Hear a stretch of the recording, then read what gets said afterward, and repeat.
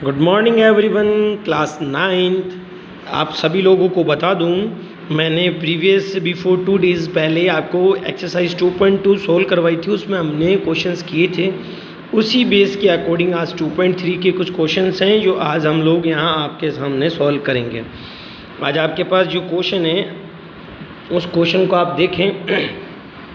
और मैं हर बच्चे से एक बार बार ये कहता हूँ कि क्वेश्चन देखें, उसकी जो मेथड है वो मेथड एक जैसा है, क्वेश्चन की जो लैंग्वेज है वो डिफरेंट हो सकती है, बाकी उसको जो सोल्व करने का मेथड है वो सेम है। और सेम प्रोसेस से हमें उन क्वेश्चंस को क्या करना है, सॉल्व करना है। या आपने क्वेश्चन लिख दिया, अब उसमें लिखा हुआ है आपके पास में क्वेश्चन में रिमाइंडर व्हेन, ये टर्म्स आ गया, इज़ डिविजिबल बाई।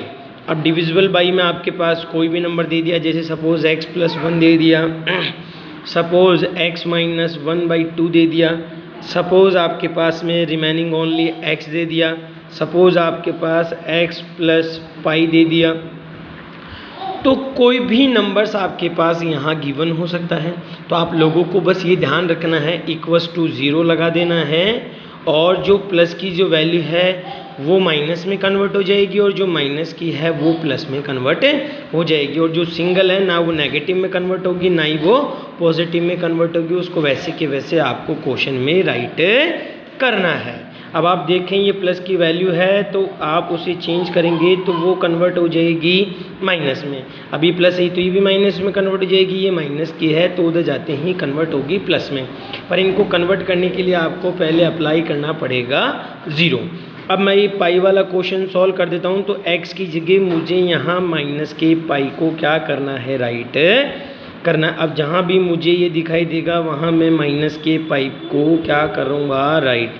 यह आ गया -π और इसका स्क्वायर है, फिर 3 है, मल्टीप्लाई -π है, प्लस का 1 है। अब आप देखिए पावर इवन नंबर में नहीं है, आपका ऑड नंबर है।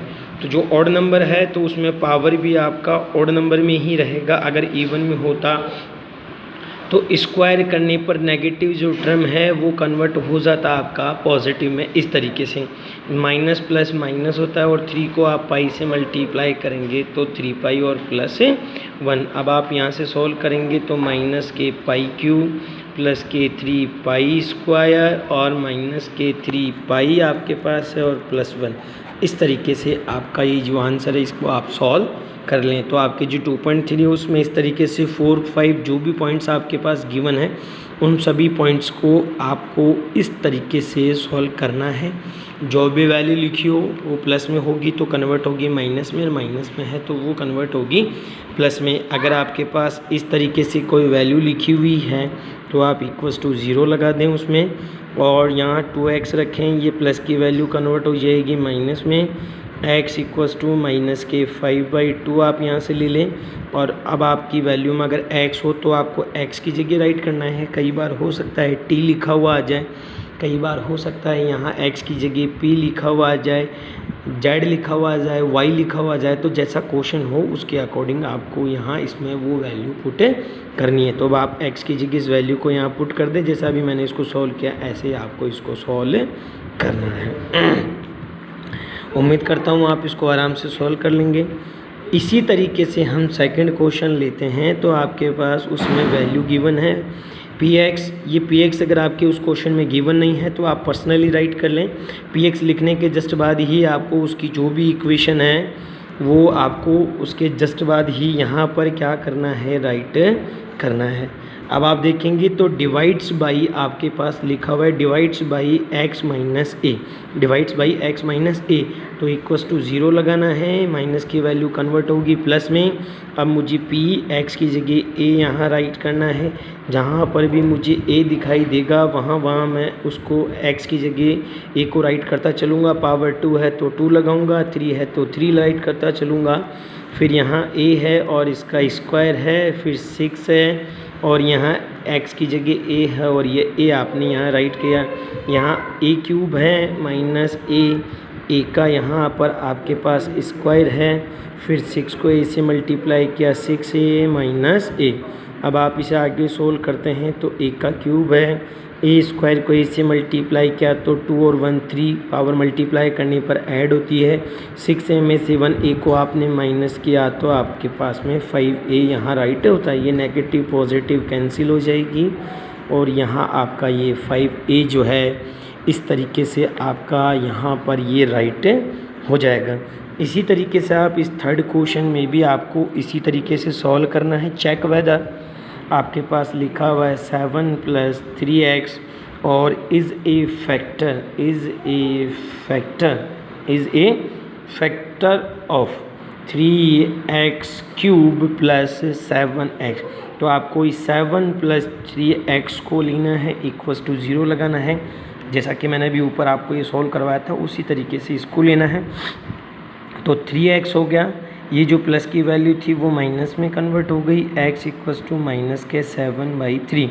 और अब आप यहाँ से ले लें px और आप यहाँ से राइट कर लीजिए 3x³ + 7x और फिर 3 और यहाँ से आप राइट करें -7/3 और इसकी पावर क्यूब है, फिर 7, फिर यहाँ आ जाएगा -7/3। और अब आप इसको इस तरीके से आगे वैल्यू में पुट करके सॉल्व कर सकते हैं। कोई आपको किसी प्रकार की कोई दिक्कत, कोई हेजिटेशन नहीं होनी चाहिए।